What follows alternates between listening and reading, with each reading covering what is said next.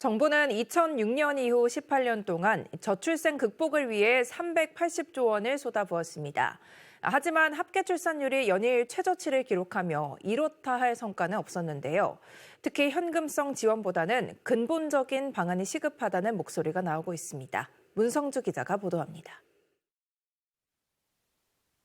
우리나라 합계 출산율은 2018년 1명 이하로 떨어진 이후 지속적으로 감소하고 있습니다.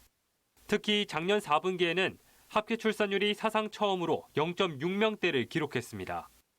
해마다 최저치를 기록하는 출산율에 정부는 현금성 지원에 눈을 돌리고 있는 모양새입니다.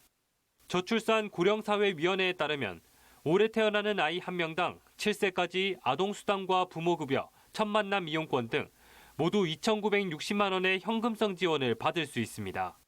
서울시의회 또한 이런 기조에 발맞추는 모습입니다.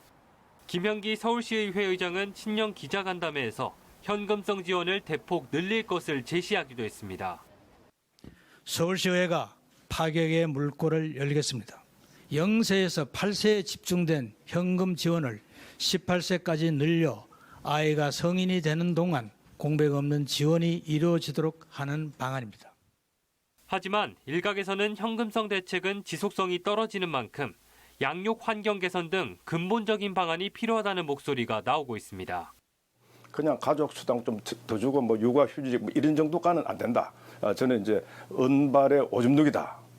이런 건 안 된다. 그래서 CNN도 새로운 정권이 필요하다. 그럼 한국에서 새로운 정권은 뭐냐? 획기적인 수도권 집중 완화 정책을 실시해야 된다는 겁니다. 시민들 또한 저출생 극복을 위해 현금성 지원에 그쳐서는 안 된다고 말합니다. 출퇴근 시간을 좀 자유롭게 조정할 수 있게 지원해주면 좋겠습니다. 우리나라 같은 경우에는 좀 경쟁이 과도하니까 교육적인 이런 쪽에서 좀 제도적인 보완, 꼭 막 그런 대학을 안 나와도 뭔가 좀 이렇게 나중에 잘 자기 꿈을 펼치고 먹고 살 수 있는 그런 기회 제공 이런 쪽으로 좀 가야지 좀 애를 키우는 사람들이 부담이 적고 그리고 일단은 맞벌이 부부에 대한 보육 지원도 필요하겠죠. 그렇지만 이제 전체적으로 그런 제도 개선이 필요하다고 생각을 해요.